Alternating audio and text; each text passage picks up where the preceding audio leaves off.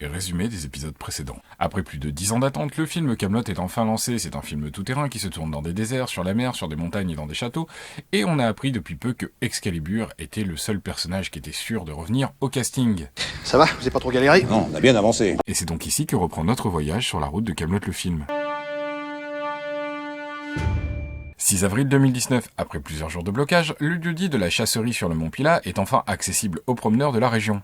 En effet, depuis 3 jours, les routes menant à cette vaste prairie ou à l'auberge qui la surplombe étaient inaccessibles. Très vite, la rumeur avait couru, c'est Kaamelott que l'on tourne là-haut. La presse avait relayé l'info, mais les quelques photos qui filtraient n'étaient pas vraiment parlantes. Toutefois, lorsque la chasserie est à nouveau ouverte, le doute n'est plus permis. Les visiteurs découvrent un champ de bataille médiéval. Tourelles, catapultes, béliers, trébuchets, cabanes détruites, autant de décors fascinants et abandonnés là après le tournage, et évidemment autant d'indices mis à notre disposition pour comprendre les enjeux d'un tel champ de bataille dans Kaamelott le film. Comment et par qui peut être déployée une telle armada, et surtout, qui se bat contre qui? Si l'on observe les différents éléments que l'on a sous les yeux, ça donne des armes de siège, des drapeaux blancs, une prairie, une cabane brisée en 1000 morceaux et une auberge. Tous ces éléments ramènent à une pièce clé, et pourtant méconnue de l'univers de Kaamelott, le deuxième projet le plus fantasmé par les fans après le film, Kaamelott Résistance. Petit flashback, nous sommes en 2009, Kaamelott version série télé vient de s'achever et Alexandre Astier annonce 2 projets. D'un côté, la trilogie filmique de Kaamelott qui conclura l'histoire, et de l'autre, la promesse des prémices d'un univers étendu qui serait l'amuse-bouche avant le film. Comme un spin-off en fait, un truc à part entière qu'on peut voir ou pas. Et ce spin-off que veut Alexandre Astier, il raconte comment le royaume de Bretagne est bouleversé par la disparition de Arthur et l'accession au pouvoir de Lancelot. Ici, l'ancien chevalier errant a instauré une dictature, et selon les épisodes, on suit soit les clans qui y collaborent, soit les clans qui s'y opposent au travers de la résistance. C'est triste, mais au bout d'un moment... Non mais c'est bon. Et c'est un doux euphémisme que de dire que la genèse de ce projet est intimement liée à la trilogie Kaamelott Cinéma, puisque Kaamelott Résistance était à l'origine ni plus ni moins que la première demi-heure du premier film. C'est à force de travailler et de retravailler cette introduction que l'auteur se rend compte de son potentiel. Il a entre les mains un bac à sable presque inédit dans l'univers du mythe arthurien. Par contre, il hésite quant à la nature du projet, graphique nouvelle, livre ou peut-être même nouvelle série. Je peux pas présumer de tout ça. Naïvement, je vais aller voir la chaîne sur laquelle ça a été créé et je vais leur proposer ce que j'ai envie, puis je verrai ce qu'ils répondent. Le petit souci, c'est que les conflits autour des droits et de l'univers de Kaamelott se multiplient et compliquent énormément le processus, autant pour la trilogie cinéma que pour Kaamelott Résistance. Mais comme pour Alexandre Astier, la priorité reste la trilogie cinéma, Kaamelott Résistance va se résumer à une simple exposition lors de la Comic-Con de Paris en 2012. Mais quelle exposition! En plus de présenter quelques costumes et accessoires de la série, les visiteurs découvrent des dizaines de planches révélant pêle-mêle des concepts, des croquis préparatoires, des illustrations, des storyboards et des textes d'une richesse folle. Ces nombreuses pages de description de l'univers de Kaamelott Résistance laissent entrevoir le potentiel de ce qui s'apparente d'ores et déjà à un livre inédit de la série et de la saga. Oui, alors, non, oui, d'accord. Simplement, remémorez-moi un petit peu de quoi il s'agit, à peu près. Les textes extrêmement riches et détaillés s'apparentent à un croisement entre la Bible personnage permettant à un comédien de préparer un tournage et le livre de règles de jeu de rôle. D'ailleurs, plus que jamais, ici, l'amour de Alexandre Astier pour ce genre d'univers se fait ressentir. Moi, je suis scénariste de jeux de rôle, alors plutôt médiéval fantasy, mais je pense que n'importe quel scénariste devrait faire ça au moins une fois dans sa vie.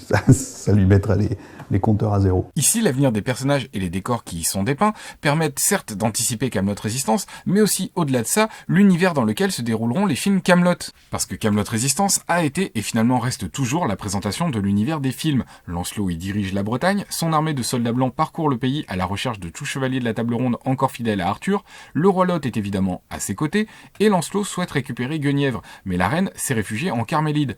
Là-bas, elle vit avec son père et sa mère dans cette région ceinturée de murailles imprenables. Son frère, Yvain, fait partie de la résistance qui s'oppose à Lancelot. Dans cette fameuse résistance, on trouve donc Yvain, mais aussi évidemment Gauvin, Bohort, la Dame du Lac qui s'est ressaisie et est à la tête d'un clan mystérieux de guerriers, et aussi, et surtout, Perceval et Caradoc. Lors de l'exposition Kaamelott Résistance, nous était offert énormément de détails sur la vie de ces 2 personnages emblématiques de la saga. Ainsi, on apprend que Perceval et Caradoc sont les 2 premiers chevaliers à être immédiatement rentrés en résistance. Et c'est peut-être justement en lisant ce que Kaamelott Résistance nous apprend sur ces 2 personnages que l'on peut comprendre quelques éléments de ce plateau de tournage découvert à la Jasserie. Puisque voilà ce qui nous est appris sur le lieu de vie du clan des semi-croustillants. En premier lieu, il fallait trouver un quartier général. La taverne qui jusque-là leur avait servi de base était étroitement surveillée par les hommes de Lancelot et l'endroit devait être considéré comme perdu. Cependant, à 2 pas de cette taverne, il ne faut pas trop s'éloigner non plus, une clairière discrète répondait à leurs attentes. Elle avait été désignée comme centre névralgique de leurs futures actions terroristes. Classe. Caradoc et Perceval étant devenus deux des hors-la-loi les plus recherchés du royaume, il n'est pas du tout impossible que ce déploiement de force leur soit destiné. Le seigneur Perceval de Galles et le seigneur Caradoc de Vannes doivent être brûlés vifs.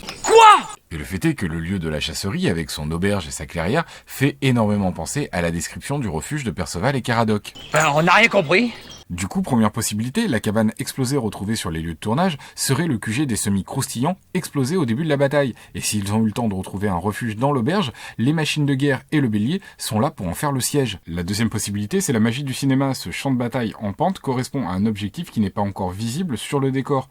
On a évoqué dans la première vidéo qu'une partie du tournage avait eu lieu au château de Murol. Et ce château surplombant une vallée pourrait très bien être rajouté par la suite numériquement, histoire de surplomber le champ de bataille. Du coup, si ce château devient celui des méchants, celui de Lancelot ou du roi Lot, les machines de guerre pourraient très bien être celles de l'armée de Carmélide, car là aussi, les planches de Camelot Résistance nous renseignent sur le devenir de Léodagan reclus sur ces terres. Sur le père de Guenièvre, on peut lire « Léodagan de Carmélide, omnubilé par la défense et toutes les technologies chères qui s'y rapportent, avait tout balancé dans la fabrication de tourelles et d'engins de siège, bien qu'il n'eût jamais projeté d'assiéger qui que ce soit. » Du coup, ça reste une éventualité que toute cette armada de machines de guerre soit celle de Léodagan venu prêter main forte à Arthur pour reprendre le royaume, à Lancelot et le roi Lot. D'autant que le bélier retrouvé à la jasserie n'est pas sans faire penser à un dialogue de Léodagan. Oh, mais c'est pas des troncs d'arbres, c'est des béliers de première catégorie, avec une tête de bélier sculptée en bois spécial. De toute façon, quelles que soient les fan théories ou la nature réelle de ce champ de bataille, il est évident qu'une partie des réponses se trouve dans les planches de Camelot Résistance. Ce projet pourrait même être un vrai nid à spoiler, car Alexandre Astier l'avait dit par le passé, si Camelot Résistance ne devait pas être réalisé... Si jamais on le voit pas, de toute façon, je le reprendrai dans l'acte 1 du film. C'est obligé, parce que c'est la situation dans laquelle Arthur arrive. Voilà, c'est ici que s'interrompt à nouveau notre voyage sur la route de Camelot le film. Comme d'habitude, n'hésitez pas à me laisser vos commentaires, vous l'avez peut-être remarqué, mais je les lis tous et j'essaye de répondre à tout le monde. N'hésitez pas non plus à aller soutenir gratuitement la chaîne sur Utip. Encore une fois, je vous rappelle le principe, vous regardez une publicité et je gagne quelques centimes pour financer la chaîne et les prochaines vidéos. Comme d'habitude, je mets le lien dans la description et je vous dis un grand merci et je vous dis à très bientôt.